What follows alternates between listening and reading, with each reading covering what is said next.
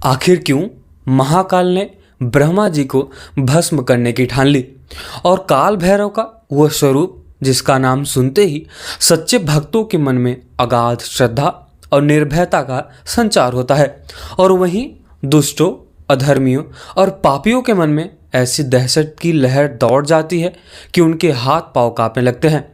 काल भैरव का रूप इतना भयानक है कि स्वयं यमराज भी उनसे डरते हैं और इतना न्यायप्रिय है कि सबसे छोटा भक्त भी उनकी शरण में आकर निडर हो जाता है। और वो दिव्य इतिहास है जब सृष्टिकर्ता ब्रह्मा जी का अहंकार इतना बढ़ गया था कि वो भगवान शिव का अपमान करने लगे। जब झूठ और छल का सहारा लेकर ब्रह्मा जी ने अपनी श्रेष्ठता सिद्ध करने की कोशिश की थी। और ये वो क्षण है जब महाकाल ने काल भैरव का रूप धारण करके संपूर्ण सृष्टि में न्याय की स्थापना की।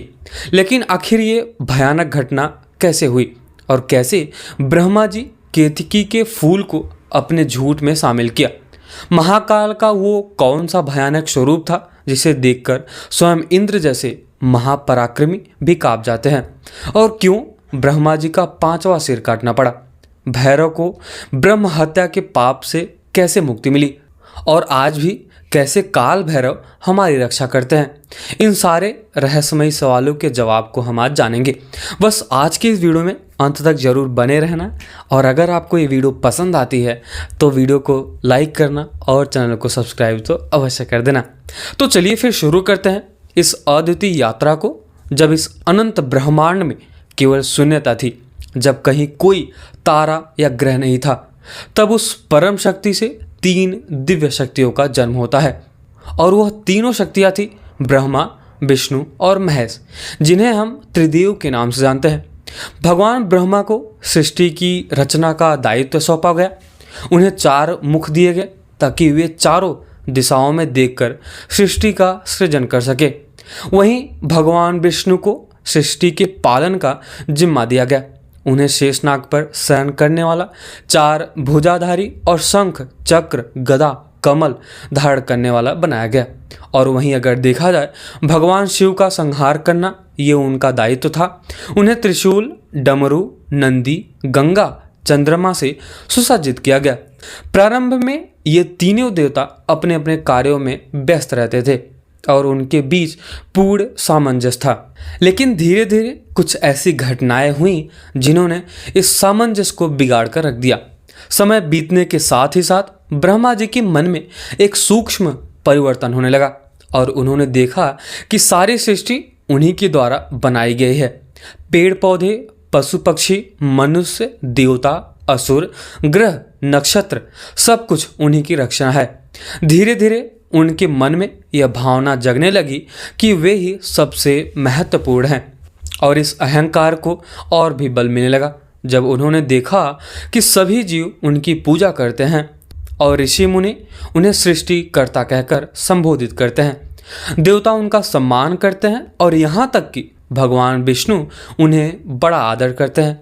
लेकिन जो बात ब्रह्मा जी को सबसे ज़्यादा परेशान करती थी वो थी भगवान शिव की स्थिति। भगवान महादेव हमेशा ध्यान में मग्न रहते थे। वे न तो किसी की प्रशंसा में खुश थे और न ही किसी की निंदा से दुखी। वे सबसे अलग, निराले और बहुत ही अच्छे रहते थे। ब्रह्मा जी के अहंकार की यात्रा यहाँ नहीं रुकी। एक दिन उन्होंने सोचा कि उनके पास केवल 4 मुख है, जबकि उन्हें पूरी सृष्टि को देखना और संभालना है। इसलिए उन्होंने अपनी ही योग शक्ति से एक 5वां मुख भी बना लिया और ये 5वां मुख उनके सिर के ऊपर था और इसका मुख आकाश की तरफ था। इस 5वें मुख से ब्रह्मा जी ने 5वां वेद भी बनाने का निर्णय किया और उसका कहना था कि उनके पास 5 मुख है तो 5 वेद भी होने चाहिए। ये 5वां वेद उन्होंने ब्रह्म वेद का नाम दिया और इसमें उन्होंने अपनी महानता के गीत भरे। ये 5वां मुख ब्रह्मा जी के अहंकार का प्रतीक बन गया था और वो 5वां मुख निरंतर उनकी अपनी प्रशंसा करता रहता था। ये मुख दूसरे देवताओं, विशेषकर भगवान शिव की आलोचना करता था और भगवान विष्णु ने कई बार ब्रह्मा जी को समझाने की कोशिश की और उन्होंने कहा कि ये अहंकार उचित नहीं। एक दिन की बात है, सुमेरु पर्वत पर सभी देवता ऋषि मुनि, गंधर्व और अप्सराएं एकत्र हुए थे। ये कोई साधारण सभा नहीं थी, बल्कि एक महत्वपूर्ण धार्मिक चर्चा थी और सभी लोग वेदों की चर्चा कर रहे थे।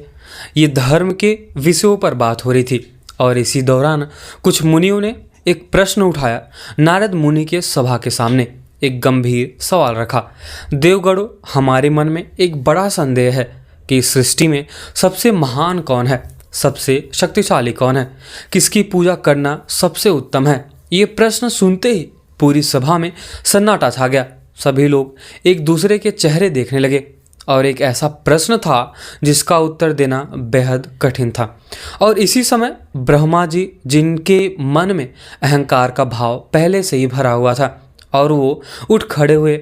उनके 5 मुखों पर घमंड की चमक थी। उन्होंने गौरव से कहा कि हे ऋषियों, हे देवगणों, ये प्रश्न बिल्कुल सीधा है। इस संपूर्ण दृश्यमान सृष्टि को उत्पन्न करने वाला मैं ही हूँ। मुझे किसी ने उत्पन्न नहीं किया। मैं स्वयं भी हूँ। मैं सर्वशक्तिमान हूँ। मैं ब्रह्मा हूँ। सारे वेद मेरी रचना है। सारे जीव मेरे संतान हैं। धरती, आकाश, समुद्र, पहाड़, सब कुछ मेरा बनाया हुआ है। ब्रह्मा जी के इस अहंकारपूर्ण वचन सुनकर सभा में हलचल मच गई। कुछ लोग घबराए हुए थे और कुछ लोग हैरान थे, लेकिन सबसे ज़्यादा क्रोध आया तो भगवान विष्णु को, जो उस सभा में मौजूद थे। भगवान विष्णु ने तुरंत ब्रह्मा जी का विरोध किया। उन्होंने उठकर दृढ़ स्वर में कहा कि ब्रह्मा जी, आप अज्ञानवश ये वचन कह रहे हैं। संपूर्ण संसार का पालन करने वाला मैं नारायण हूँ। आप भले ही सृष्टि की रचना करते हैं, लेकिन उस सृष्टि का पालन पोषण, उनकी रक्षा, उनमें संतुलन बनाए रखने के लिए ये सब मेरा कार्य है। बिना पालन के केवल सृजन का कोई मतलब नहीं है। अब स्थिति और भी गंभीर हो गई थी। 2 सर्वशक्तिमान देवताओं के बीच सीधा टकराव हो गया था और यहाँ ब्रह्मा जी अपनी श्रेष्ठता पर अडिग थे और वहीं भगवान विष्णु भी। जब दोनों देवताओं के बीच का विवाद बढ़ता गया तो कोई समाधान नहीं दिखा। तब सभा के सदस्यों ने सुझाव दिया कि इस पर विवाद को निपटाने के लिए वेदों से बात किया जाए। ब्रह्मा और विष्णु दोनों वेदों के पास गए। उन्होंने अपना अपना पक्ष रखा। ब्रह्मा जी ने कहा कि वे सृष्टि के रचयिता हैं और इसलिए वे सर्वश्रेष्ठ हैं, और वहीं भगवान विष्णु ने कहा कि वो पालन करता है, इसलिए वो सबसे महान है। वेदों ने इस गंभीर प्रश्न पर विचार किया। ऋग्वेद ने सबकी ओर से उत्तर दिया और कहा कि हे देवगणों, जिससे सबका जन्म हुआ है, वे एकमात्र रुद्र ही सर्वशक्तिमान है, जो सृष्टि की रचना, पालन और संहार तीनों का मूल कारण है। वही सर्वश्रेष्ठ है। ब्रह्मा जी, आप सृजन करते हैं, लेकिन सृजन की शक्ति आपको किसने दी? और वहीं विष्णु जी, आप पालन तो करते हैं, लेकिन पालन करने की शक्ति आपको किसने दी? वो शक्ति रुद्र ही है। ये उत्तर सुनकर भगवान विष्णु तो समझ गए, परंतु भगवान ब्रह्मा को ये बात बिल्कुल पसंद नहीं आई। ब्रह्मा जी के इस अहंकारपूर्ण विरोध को देखकर वेदों ने एक दिव्य निर्णय लिया। उन्होंने कहा कि यदि आप हमारे न्याय पर भरोसा नहीं करते तो एक परीक्षा होती है जो स्वयं ही सत्य को प्रकट कर देगी। इतना कहते ही अचानक सुमेर पर्वत कांपने लगा। आकाश में बादल गरजने लगे। समुद्र में तूफान आ गया। पूरी सृष्टि में एक अजीब सी हलचल मच गई और देवताओं के ठीक बीच धरती फटती हुई दिखाई देने लगी। उस फटी हुई धरती से एक असीम विशाल अग्निमय स्तंभ निकला। यह स्तंभ इतना विशाल था, उसकी चौड़ाई का अनुमान लगाना मानो असंभव ही था। ये स्तंभ धरती से निकलकर आकाश से इतना ऊंचा चला गया था, इसका कोई छोर दिखाई नहीं दे रहा था, और वहीं दूसरी ओर ये पाताल में भी उतना ही गहरा चला गया था। इसकी गहराई का पता नहीं लग रहा था। इस ज्योतिर्लिंग से इतना तेज प्रकाश निकल रहा था कि सूर्य की रोशनी भी फीकी पड़ गई थी। हे त्रिदेव, सुनिए, इस परीक्षा को जो कोई इस अग्नि स्तंभ का आदि और अंत ढूंढ लेगा, वही त्रिलोक का सर्वोच्च स्वामी कहलाएगा। वही सबसे महान होगा और वही सर्वोच्च पूजनीय होगा। ये चुनौती सुनते ही तीनों देवताओं में अलग अलग प्रतिक्रिया होने लगी। भगवान विष्णु ने तुरंत ही समझ लिया कि यह कोई साधारण स्तंभ नहीं है, इसमें कुछ दिव्य रहस्य छुपा हुआ है। उन्होंने मन में ही निश्चय किया कि वो पूरी ईमानदारी से इस परीक्षा में भाग लेंगे और ब्रह्मा जी को लगा कि उनके लिए सबसे श्रेष्ठ सिद्ध करने का सुनहरा मौका है। उन्होंने सोचा कि वे जरूर इस स्तंभ का छोर ढूंढ लेंगे और फिर सभी को मानना पड़ेगा कि वे ही सबसे महान हैं। और वहीं भगवान शिव बहुत ही शांत थे। वे समझ गए थे कि ये स्तंभ दरअसल उन्हीं का स्वरूप है। भगवान विष्णु ने वराह का स्वरूप धारण किया। वराह का रूप धारण करने के पीछे उनका सोच कुछ इस प्रकार था कि वराह धरती में गहराई तक जाने में सक्षम होते हैं और वहीं ब्रह्मा जी ने हंस का रूप धारण किया और हंस आकाश में बहुत ही ऊंचाई तक जा सकते हैं। ब्रह्मा जी ने सोचा कि वे आकाश की तरफ जाकर इस स्तंभ के अंत को देखेंगे। भगवान शिव ने कोई स्वरूप धारण नहीं किया। वे वहीं पर पद्मासन बैठकर ध्यान करने लगे और उनकी ये हरकत देखकर ब्रह्मा और भगवान विष्णु दोनों को लगा कि शायद भगवान शिव इस परीक्षा में भाग नहीं ले रहे हैं। और आगे भगवान विष्णु को धीरे धीरे एहसास होने लगा कि यह स्तंभ असीम है और इसका कोई आदि अंत नहीं है, ये अनंत है। लेकिन ब्रह्मा जी हार मानने को तैयार नहीं थे। उनका अहंकार उन्हें किसी भी कीमत पर हार स्वीकार करने को नहीं दे रहा था।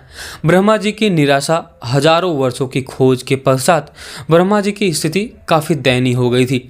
हंस का रूप धारण करके इतनी ऊंचाई तक जाना कोई आसान काम नहीं था। ठीक इसी समय जब ब्रह्मा जी परेशानी में थे और उन्हें कोई रास्ता नजर नहीं आ रही थी, उनकी नज़र में एक केतकी के फूल पर पड़ी। यह फूल ऊपर से गिरकर नीचे आ रहा था। ब्रह्मा जी ने उस फूल को रोका और कहा कि हे फूल, तुम कहाँ से आ रहे हो? केतकी के फूल ने उत्तर दिया कि हे देव, मैं इस अग्नि स्तंभ के सबसे ऊपरी भाग से नीचे गिरकर आ रहा हूँ। मैं वहाँ स्तंभ की पूजा कर रहा था। यह सुनकर ब्रह्मा जी के दिमाग में एक गलत विचार आया। उन्होंने सोचा कि अगर इस फूल को स्तंभ के ऊपरी भाग से आ रहा है तो क्यों न इसे गवाह बनाकर झूठ बोला जाए। उन्होंने केतकी से कहा कि हे केतकी, मैं तुमसे एक सहायता चाहता हूँ और उसे लालच दिया कि यदि वह गवाही दे दे तो उसे सबसे पवित्र फूल बना दिया जाएगा। केतकी के मन में लालच आ गया और वह मान गया। दूसरी तरफ भगवान विष्णु भी हजारों वर्षों तक पाताल में खोजते रहे। धीरे धीरे उन्हें एहसास हुआ कि यह स्तंभ अत्यंत है, इसका कोई आदि अंत नहीं है और उन्होंने सच्चाई स्वीकार करने का निर्णय लिया और वापस लौट आए।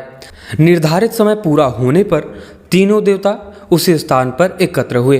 अग्नि स्तंभ अब भी वैसा ही खड़ा था, विशाल, तेजस्वी और रहस्यमय। सबसे पहले भगवान विष्णु ने कहा, मैंने पूरी कोशिश की लेकिन मुझे इसका आदि नहीं मिला। मैं अपनी असफलता स्वीकार करता हूँ। अब ब्रह्मा जी की बारी थी। वे आत्मविश्वास से उठे और घमंड से बोले कि मैं इस स्तंभ का अंत देख लिया है और मेरे पास गवाह भी है। उन्होंने केतकी के फूल को आगे किया। केतकी ने झूठी गवाही दे दी। कुछ देवताओं ने जय जयकार करना शुरू कर दिया, लेकिन भगवान विष्णु और ऋषियों को यह बात ठीक नहीं लगी और तभी भगवान शिव क्रोधित हो उठे। वे सब कुछ देख रहे थे और जानते थे कि यह बिल्कुल झूठ है।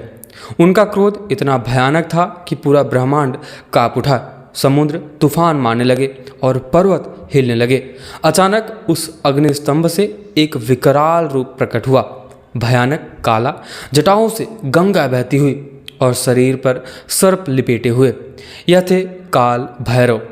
भैरव ने गर्जना की, तुमने अहंकार में आकर धर्म का नाश किया है, सत्य को छुपाया है और निर्दोष को पाप में शामिल किया है। इसका दंड अवश्य मिलेगा।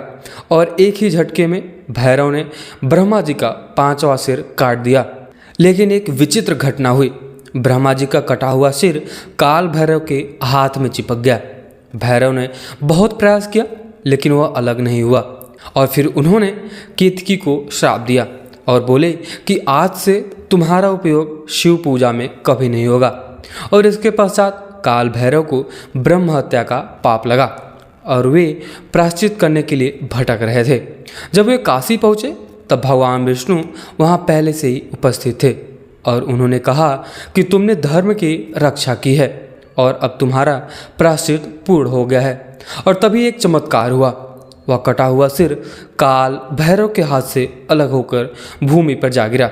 जिस स्थान पर वह गिरा उसका नाम कपाल मोचन तीर्थ कहलाया, जो कि आज भी काशी बनारस में है। इसके बाद भगवान विष्णु और भगवान शिव ने काल भैरव को आदेश दिया, तुम काशी के कोतवाल बनकर यहीं निवास करो। और तभी से माना जाता है कि काशी में प्रवेश करने से पहले काल भैरव के दर्शन आवश्यक हैं। तो अगर आपको ये वीडियो पसंद आता है तो वीडियो को लाइक जरूर करना और चैनल को सब्सक्राइब तो अवश्य कर देना। मिलते हैं किसी और वीडियो में, तब तक के लिए जय श्री राम।